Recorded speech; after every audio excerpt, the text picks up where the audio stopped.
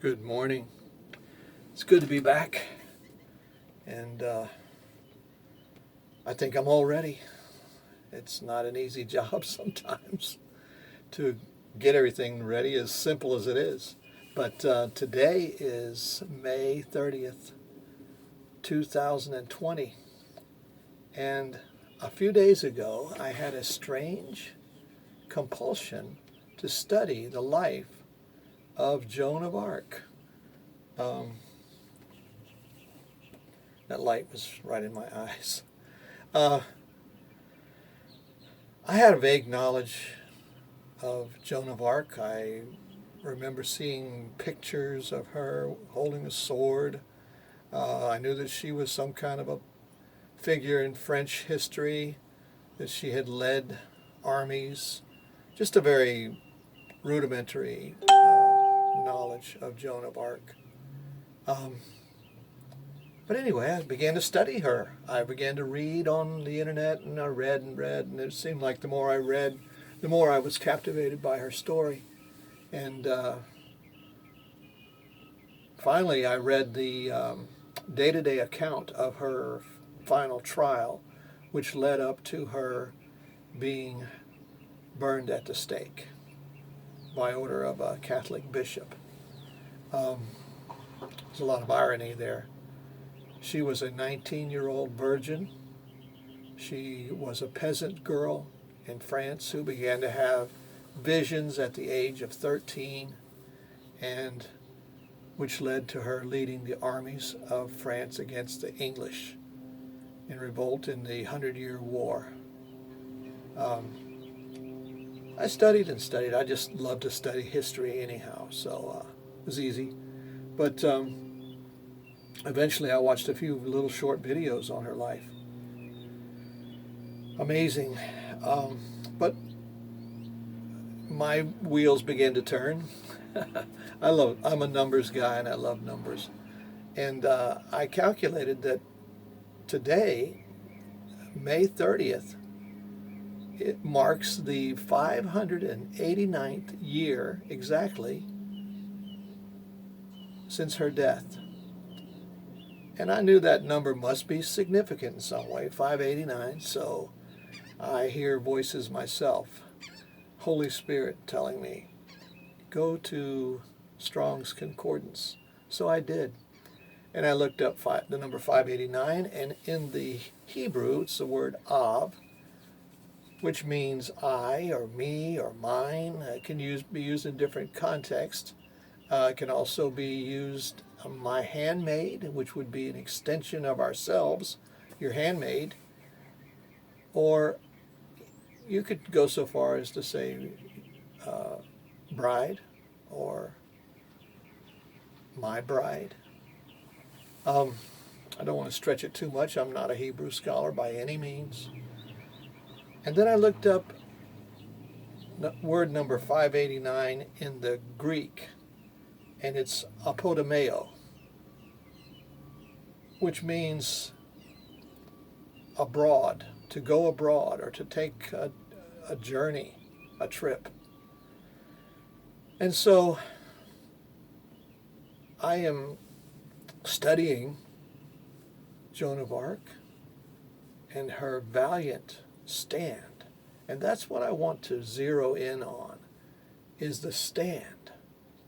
She wore her, always mosquitoes, this is Florida. She wore her battle attire the whole time of her trial. She refused to wear women's clothing.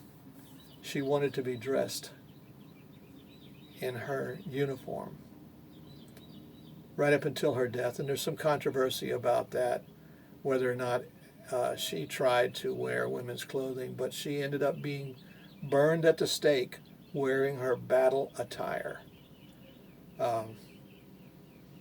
That made a statement to me.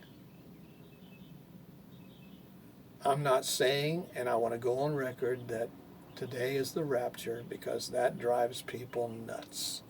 It really does. You say rapture, they go cuckoo. I don't know what it is. But anyhow, I'll get comments. No man knows the hour or the day. Or I know, believe me, I've heard them all. Um, and even two people will get in an argument sometime with comments and just go back and forth forever. But it's okay. I don't hate people who don't believe in the rapture. I don't know why they seem to hate people who do. I really don't. But anyhow, so this word 589 years today since her death. I, me, mine in the Hebrew, my handmaid, or in the Greek, abroad. So I'm not saying by any means that today is the rapture, that we're going abroad, but what I want to zero in on is the stand that she took. She had decided in her heart how far she was going to go, that she was going to go to death. She would be willing to lay down her life for what she believed in. And that's what I want to bring out in this video. We are being slowly corralled in this world, not just America. The whole world is being slowly corralled. We're being trained. We're being forced to obey. And the debate about the legitimacy of so much of it is still up in the air. I've made my decision about what it's all about.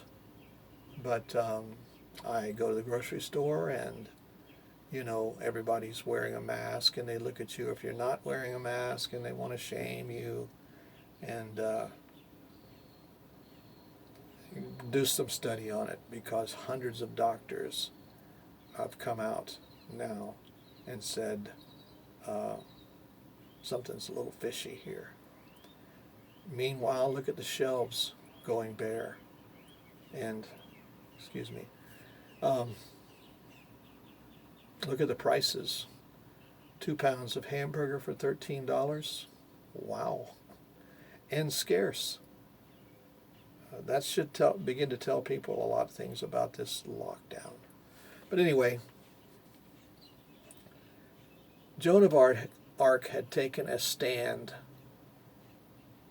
and she was burned at the stake because of the stand she took. That light, okay, get my head just right. The light coming in the port window there is just so bright. Just a few scriptures.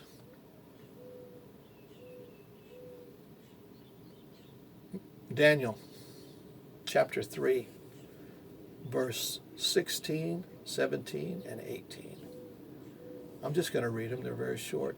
You know the story of the three Hebrew children, Shadrach, Meshach, and Abednego. They were facing the fiery furnace, okay? Similar to what Joan of Arc faced.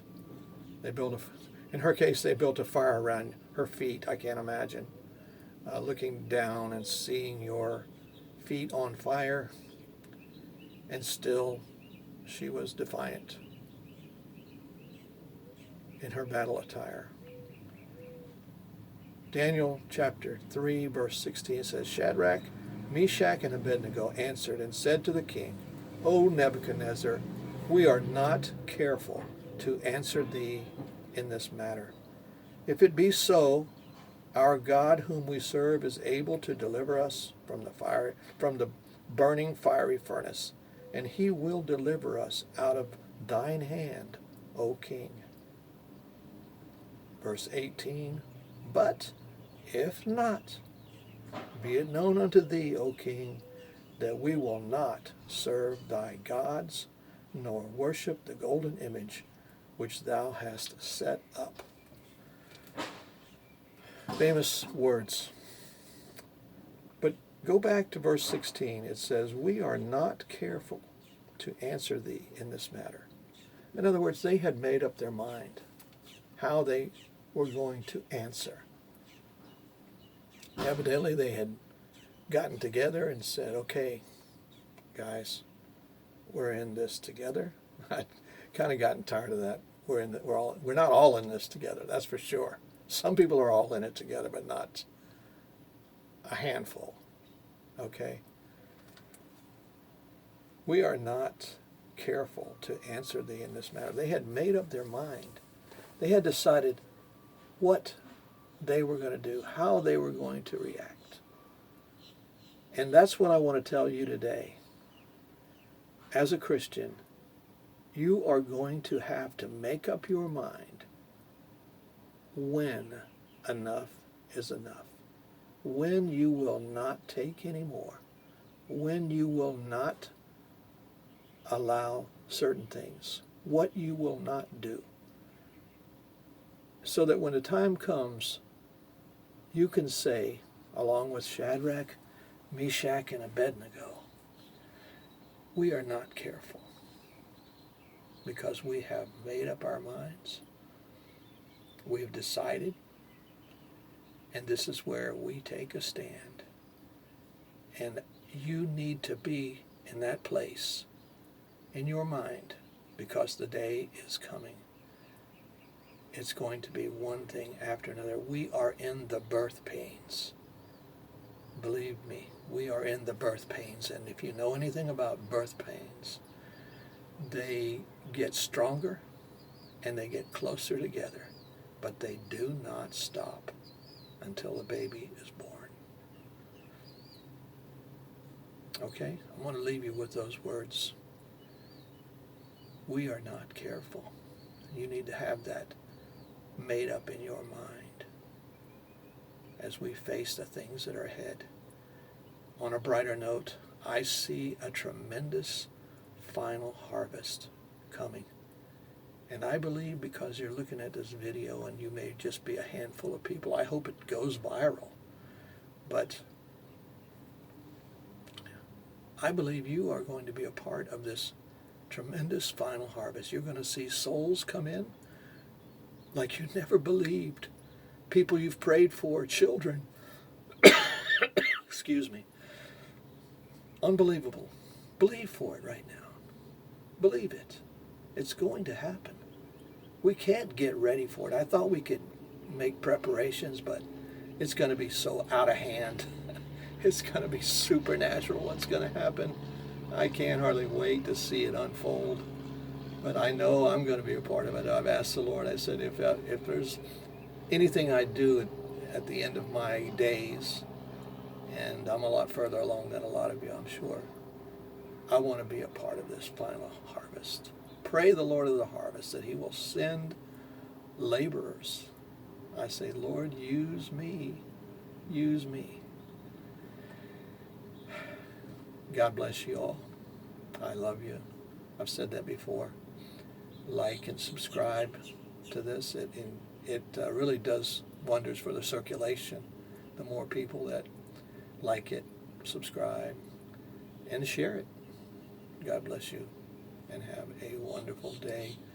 Today is May 30th, 2020. 589 days from the death of a young 19-year-old girl who decided when she was going to take a stand. Bye-bye.